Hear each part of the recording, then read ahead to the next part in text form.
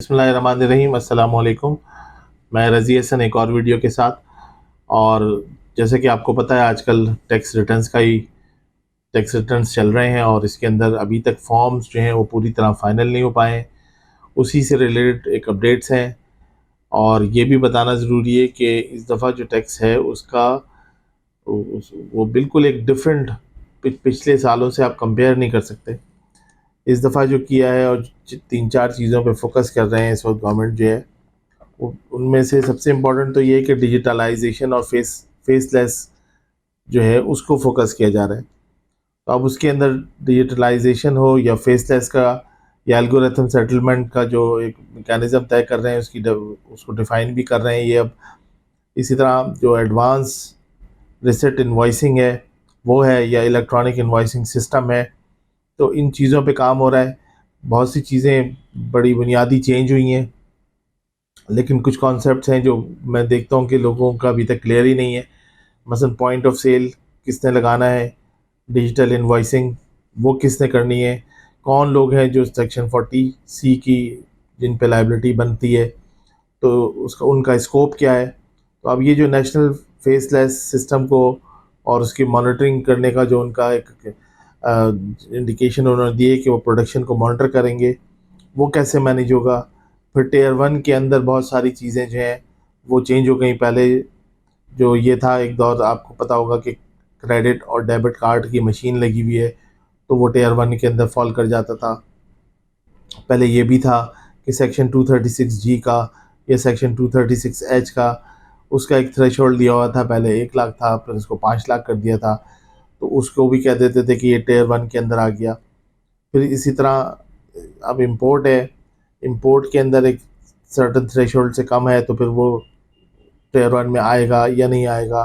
बहरहाल tier 1 tier 2 की और ये सेल्स टैक्स के अंदर अगर आप सेक्शन 14(1)(c) को देखें या SRO 69 जो डिजिटल इनवॉइस से रिलेटेड है उसकी बात करें, तो फिर आपको ये चीज़ों के कॉन्सेप्ट अगर होंगे तो फिर आप अपनी बिज़नेस को मैनेज कर सकेंगे। अब पेनल्टीज़ भी बड़ी हैवी और कर दी गई हैं, हार्श हैं। अब इसके अंदर ये एक बड़ा वाज़ेह पॉइंट ऑफ व्यू है कि हमारा एक आर्टिकल 10A है जो ये कहता है कि ट्रायल जो है उसके अंदर एक ड्यू प्रोसेस होना चाहिए। चाहे सिविल राइट्स हैं, चाहे वो सिविल राइट्स हैं, उनकी ऑब्लिगेशंस हैं, ये क्रिमिनल चार्ज अगर है तो जो पर्सन है उसको he should be entitled for a fair trial.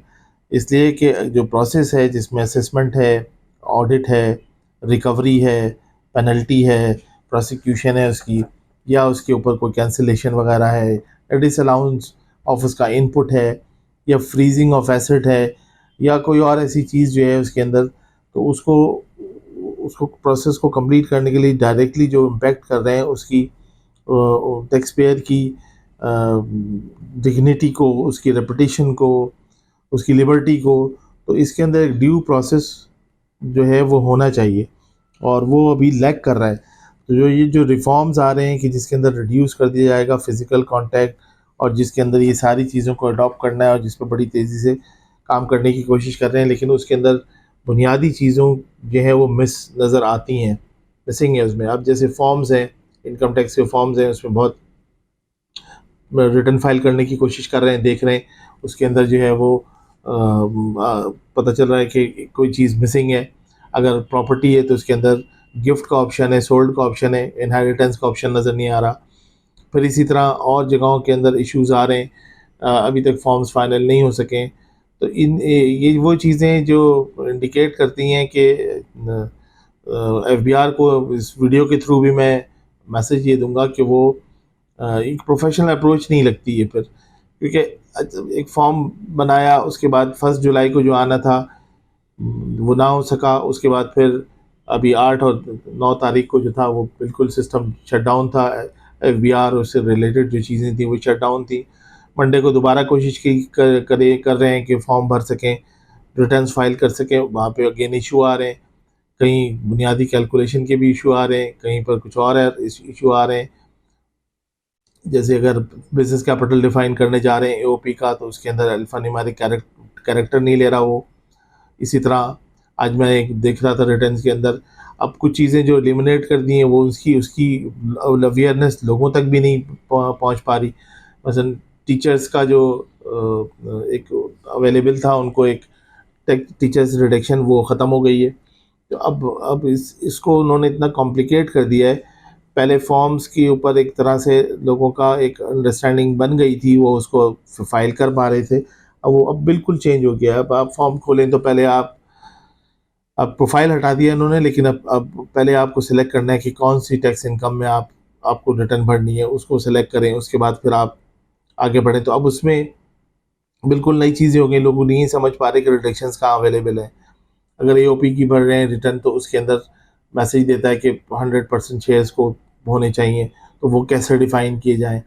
इसी तरह और बहुत सारी चीज़ों के अंदर बहरहाल अब इस फॉर्म से फेमिलराइज होने में टाइम लगेगा और इसके अंदर अभी तक एरर है।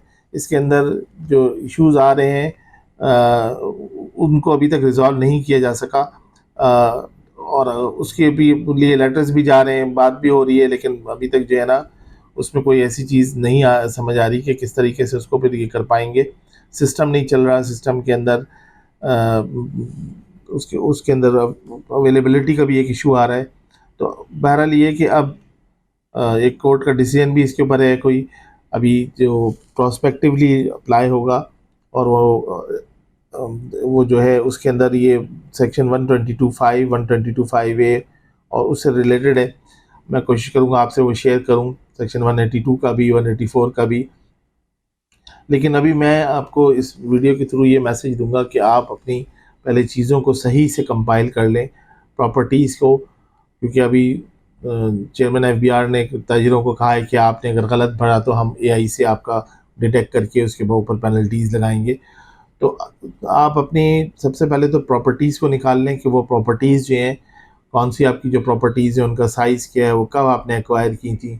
इसी तरह आपके जो व्हीकल्स हैं उनकी टाइप, उनका मॉडल कब आपने ली थी वो देख लें, बैंक्स और ये सारी चीज़ें। इसी तरह जो बैंक की स्टेट सर्टिफिकेट्स निकलवाने हैं, एनसीपीपीएल का सर्टिफिकेट लेना है, और जो दूसरी चीज़ों को आपने डेटा को कंपाइल करके रख लें, कंप्लीट कर लें, क्योंकि लेट फाइलिंग की पेनल्टी भी बहुत है। और चूंकि लेट फाइलिंग का कानून आ गया है तो बहुत ज़्यादा डेट बढ़ाने का भी समझ नहीं आता मुझे। अगर ये बढ़ाएंगे भी अब डेट तो 15 दिन 20 दिन एक्सटेंड कर देंगे और फिर उसके बाद वो लेट फाइलिंग वाली बात आ जाएगी, ताकि उधर से उनको रेवेन्यू भी मिल सके। तो बहरहाल ये कि अब ये आप समझ लीजिए कि अब बिल्कुल ये टैक्स डिफरेंट उस पर है। अब आप डिजिटलाइजेशन के लिए फेसलेस सिस्टम्स के लिए, जहाँ पर टैक्स पेयर और एआर और टैक्समैन के अंदर ये चाहते हैं कि फासला हो। अभी प्रैक्टिकली होता है नहीं होता, कितना हो पाता है ये डिफरेंट बात है। तो ये इसके ऊपर अब काम शुरू हो गया है, एआई आ गया है, एआई से वो एल्गोरिथम्स निकालेंगे, एल्गोरिथम सेटलमेंट मैकेनिज़्म तय करेंगे और उससे ये चेक करेंगे कि एक आदमी खर्चे कितने कर रहा है तो उसकी इनकम क्या डिक्लेयर कर रहा है। एक आदमी ट्रैवलिंग भी कर रहा है, होटल पे भी जा रहा है, होटलिंग भी कर रहा है और सारी चीज़ें, और इनकम अपनी कोई शो नहीं कर रहा। तो वो बहरहाल अब ये डेटा लेकर उससे एक एआई के थ्रू उसका प्रोफाइल खुद बना लेंगे। एक मौका उसको देंगे पहले, ये जो अभी कह रहे हैं कि वो अपनी रिटर्न को सही कर ले, और अगर वो ना करे तो फिर उसके बाद उसके ऊपर पेनल्टीज़ होंगी। तो बहरहाल ये कि इस वक्त टैक्स के अंदर अपडेट होने की बहुत ज़रूरत है, और इसके अंदर कोशिश कीजिए कि चैनल को सब्सक्राइब करें। इससे इन्फॉर्मेशन मैं कोशिश करता हूँ आपको आसान अल्फाज में दे सकूँ, ताकि आपकी नॉलेज अपडेट रहे। और नेक्स्ट वीडियो में फिर मैं इसको मज़ीद जो चीज़ें आ रही हैं और जो प्रॉब्लम्स अभी रिटर्न को भरने में मैं फेस कर रहे हैं हम अभी तक रिजॉल्व नहीं हो सकी हैं, उनको भी मैं डिस्कस करता रहूँगा। Thank you very much.